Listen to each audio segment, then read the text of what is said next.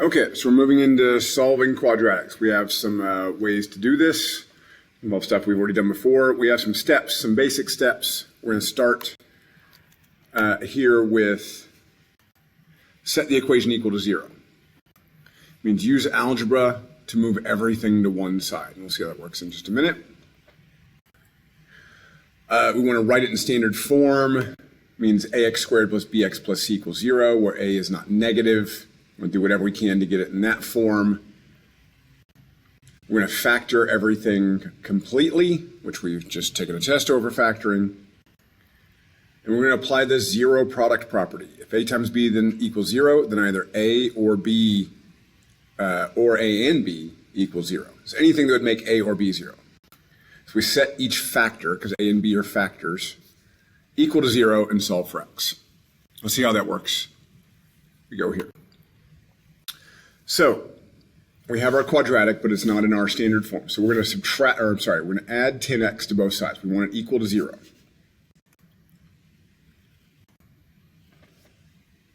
Now we're going to do some GCF factoring. I can take out 8x. We're dividing both of these by 8x.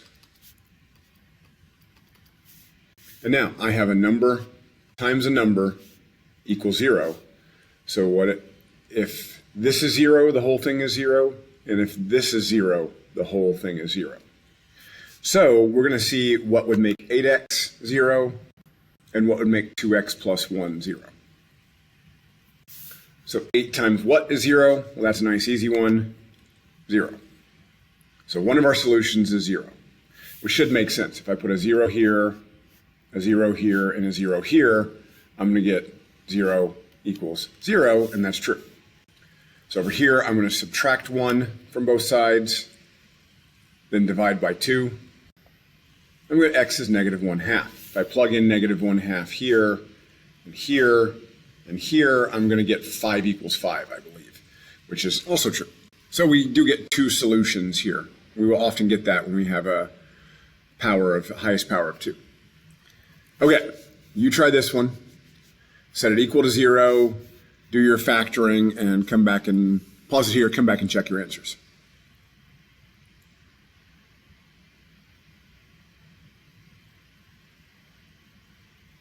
Okay, so I'm going to add 13x squared to both sides. 20x squared plus 5x equals negative 10. I want it equal to 0, so I'm going to add 10x to both sides.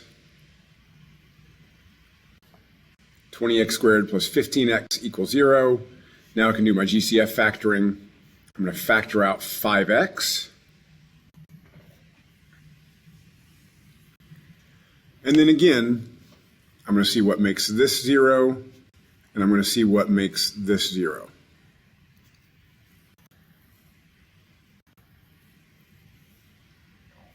So over here, x is going to be 0 again. And over here, I'm going to subtract 3 and then divide by 4. So my two answers are 0 and negative 3 over 4. Okay, so let's try the next one. Now the thing is, same kind of thing. I'm going to subtract 11x. Well, I don't have anything to subtract 11x from on the left, so it's just going to go in the middle. I'm going to add 7.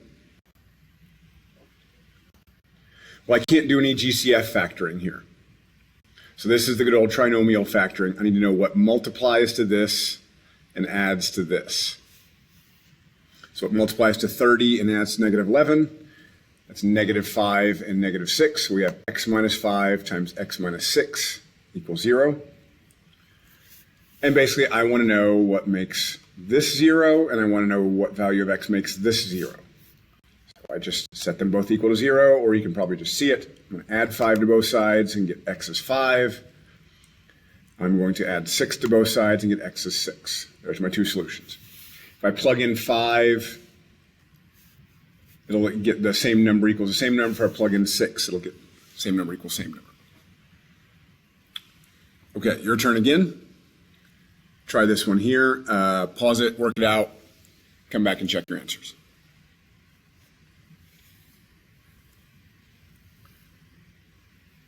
Okay, So I started by adding 21 to both sides.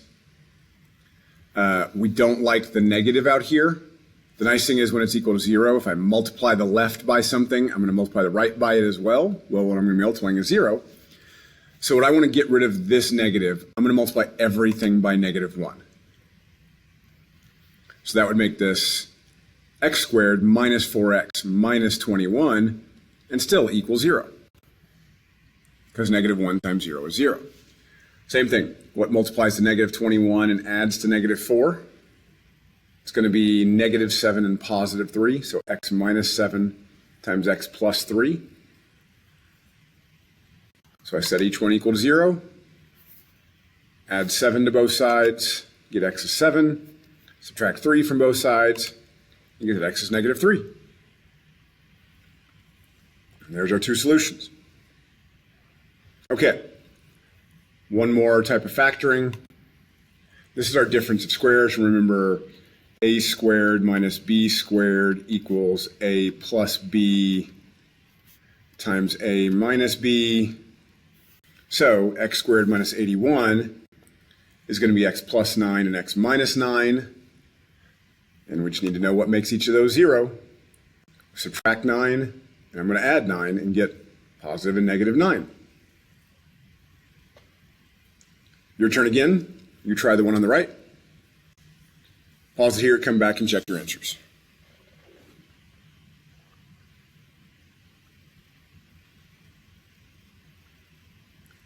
Okay, so this one should factor to 2x plus 6 and 2x minus 6. Set each of those equal to 0. On the left, I subtracted 6. On the right, I added 6. Both of them I'm going to divide by 2 and get that x is -3 and x is +3. All right, that is it. Good luck.